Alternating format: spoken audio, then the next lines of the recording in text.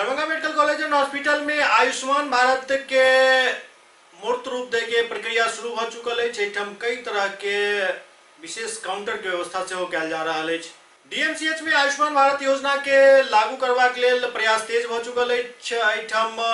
आयुष्मान भारत के लग कई व्यवस्था कल गल जाहि कड़ी में एक विशेष काउंटर खोले के व्यवस्था कल जा रहा है। इस बारे में विस्तृत जानकारी दिलन अधीक्षक डॉक्टर आर प्रसाद। आयुष्मान भारत के लिए हमारे दरभंगा मेडिकल हॉस्पिटल में ये एक प्रकोष्ठ बनाया गया है जो आयुष्मान भारत का प्रकोष्ठ है। इसके बाद इसमें हमारे डाटा ऑपरेटर काम करते हैं जिनको आयुष्मान मित्र कहते हैं, और इसके लिए एक नोडल अफसर हैं जो हमारे डॉक्टर मनभूषण शर्मा हैं, और सभी विभाग के जो भी हेल्थ मैनेजर हैं, हॉस्पिटल मैनेजर हैं, सब इसमें कोऑर्डिनेटर बनाए गए हैं। और जितने भी विभाग हैं, मेडिसिन, सर्जरी, गायनी, सब में कोऑर्डिनेटर बनाए गए हैं। और प्रत्येक विभागाध्यक्ष एवं क्लिनिशियन की व्यवस्था की गई है, और आपस में समन्वय बना करके हमें अधिक से अधिक आयुष्मान भारत का लाभार्थी बनाना है। आयुष्मान भारत, जैसा कि आपको विदित होगा कि ये प्रधानमंत्री का बहुत ही स्वप्निल सोच है, जिससे अधिक से अधिक गरीबों को उनका इलाज का पूरा लाभ हो सके और सब निःशुल्क हो, चाहे कितनी भी महंगी जांच हो, इलाज हो या फिर दवाएं हो, सभी की व्यवस्था इस आयुष्मान भारत के तहत की जाएगी। इसके लिए उसे आने के लिए हम लोग जितने भी पेशेंट एडमिट होते हैं ऑपरेशन के लिए या किसी इलाज के लिए, तो हम लोग उनका राशन कार्ड मांगते हैं और फिर उनका आधार कार्ड लेते हैं।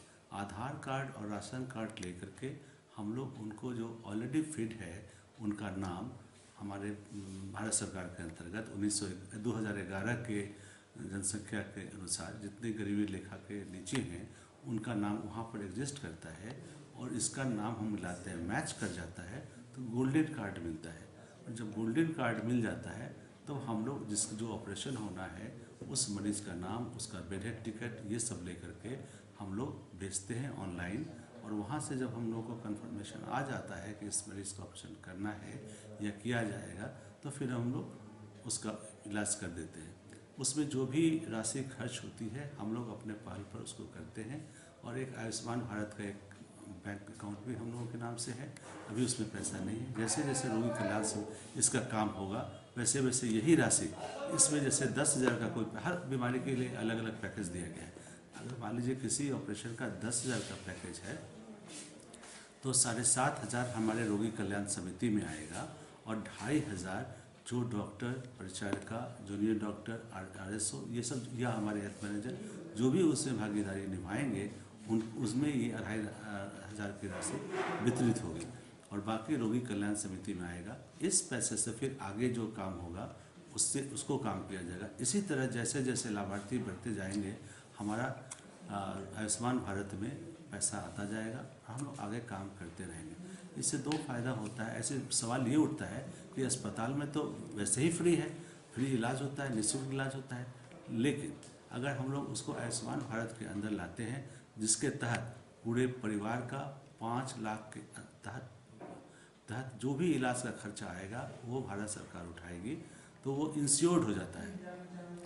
अगर एक मरीज में 10,000 का खर्चा आया तो बाकी उसके अकाउंट में अभी भी 4,90,000 बच जाता है, जिससे उसके परिवार के दूसरे सदस्य लाभान्वित हो सकते हैं।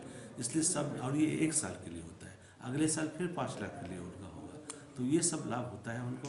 और हम लोग सिर्फ इतना ही नहीं, इसके लिए प्रचार प्रसार भी किया जा रहा है। हम लोग रिक्शा पर घुमाए हैं, हमारे जो भी मुखिया सरपंच आते हैं उनको भी हम लोगों ने। लेकिन सर एक बात है, लेकिन उसको जो दवा खरीदनी होगी बाहर से, या अल्ट्रासाउंड कराना होगा, या CT स्कैन, या कोई तरह की अन्य जो आपकी DMCH में बहुत ऐसी महंगी दवा है जो नहीं उपलब्ध रहता है, उसके लिए क्या व्यवस्था कर रहे हैं? उसके लिए हम लोग लोकल परचेज करते हैं। अगर CT स्कैनिंग कराना था वो भी हम लोग निःशुल्क कराएंगे।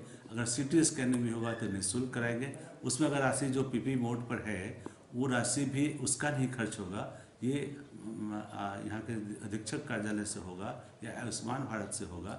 जिसका जो खर्च आएगा उसका बिलिंग होगा, और जो उसका पैकेज के अंदर वो फिर हमारे आयुष्मान भारत के खाता में जमा होगा, जिससे कि हम लोग उसकी फिर से अदायगी कर सकें। उसके लिए अलग काउंटर या कुछ व्यवस्था की गई है? यही हमने बताया कि इसके लिए काउंटर हमने एक बनाया है गायनी वार्ड के पेइंग वार्ड में बनाया है और एक सर्जरी वार्ड में बनाया है। दो और डाटा ऑपरेटर हमने कुछ व्यक्तिगत रूप से भी अलग से डाटा ऑपरेटर रखा है जो बेड पर जाकर के service at the door, bed पर जाकर उन लोगों से राशन कार्ड और ये लेते हैं। सभी मरीज यहाँ नहीं आ पाते हैं तो हम लोग बेड पर जाते हैं और उनसे उनका राशन कार्ड और आधार कार्ड मांगते हैं और उसको हम लोग येलो कार्ड या गोल्डन कार्ड निकलता है तो हम लोग उनको प्री ऑथ भेजते हैं। वहाँ से परमिशन आने पर हम लोग उस पेशेंट को आयुष्मान भारत के अंतर्गत पूर्ण लाभ देते हैं और वो लाभार्थी कहलाते हैं।